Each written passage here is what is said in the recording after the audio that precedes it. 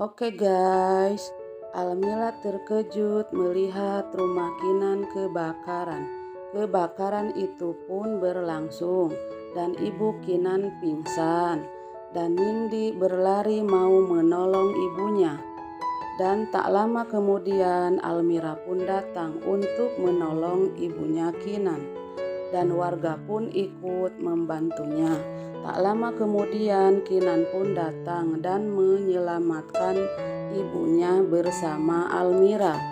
Dan Almira pun mengembalikan dompet Kinan dan Almira pun langsung pergi. Di sisi lain ibu Kinan dibawa ke rumah sakit.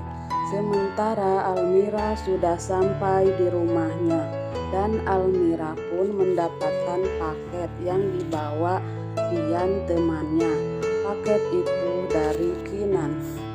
Keesokan harinya ibu Kinan beres-beres bekas kebakaran. Di sisi lain Yuyun menyangka Almira lah yang membakar rumah Kinan dan ibu Kinan percaya. Sementara Pak Adrian membayangkan lagi menjenguk ibunya Jenny. Almira di rumah sakit sedang menyuapi ibunya. Dan tak lama kemudian Pak Adrian baru sampai di pintu kamar Bu Jenny dan membukanya. Dan dia melihat ibu Jenny bersama Almira. Tak kuasa melihatnya, Pak Adrian pun langsung pergi. Keesokan harinya Kinan ditelepon temannya. Dan temannya menjelaskan bahwa rumahnya ada yang membakar dengan sengaja. Dan ibu Kinan mendengarnya dan menyangka Almira lah pelakunya. Kemudian ibu Kinan mau menemui Almira di gudang dan langsung memarahi Almira. Dan Almira pun dituduh membakar rumahnya sambil mengancamnya. Dan ibu Kinan membawa Almira ke rumahnya. Dan Almira disuruh membersihkan rumah yang bekas kebakaran itu. Keesokan harinya di kantor Kinan ada pemotretan foto model. Dan teman Kinan Jepri mengharuskan Almira lah modelnya.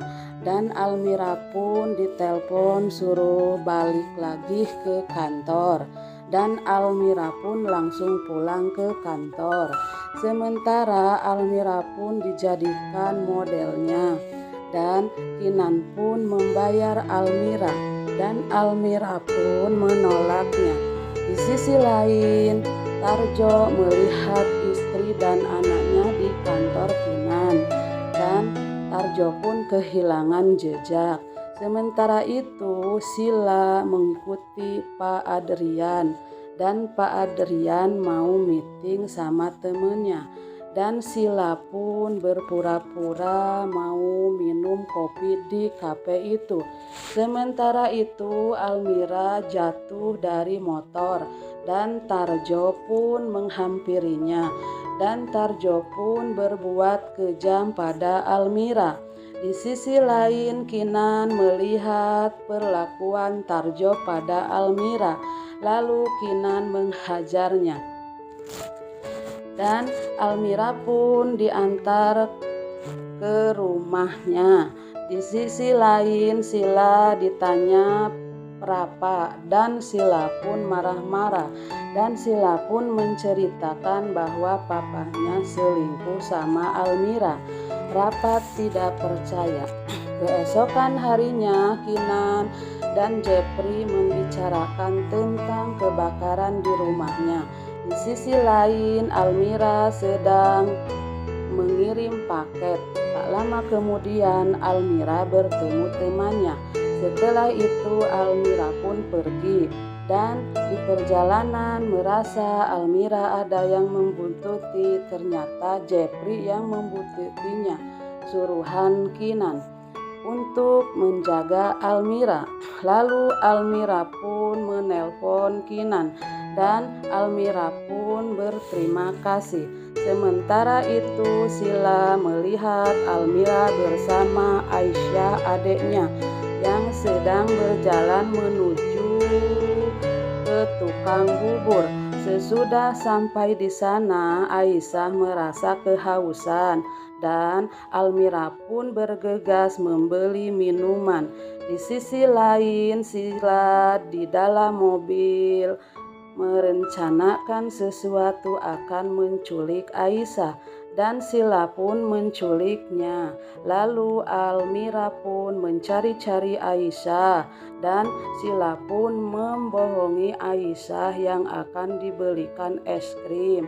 Almira pun terus mencari Aisyah, nanya pada warga sekitar.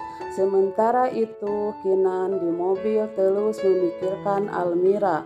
Dan di perjalanan Kinan bertemu Almira. Almira tidak mau merepotkan Kinan dan Almira pun bergegas pergi. Dan Kinan pun membuntutinya.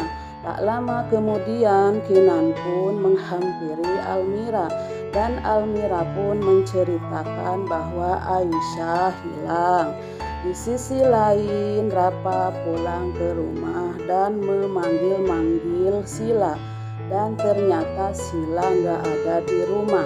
Di sisi lain, Kinan dan Almira sedang mencari Aisyah, sementara Aisyah dibawa Sila ke rumah Sila yang lama dan Sila pun merencanakan niatnya untuk menukarkan Aisyah sama Raisyah anak Rafa. Di sisi lain Sila menelpon Almira. Nah, begitulah alur ceritanya. Silahkan tunggu di episode selanjutnya. Wassalam.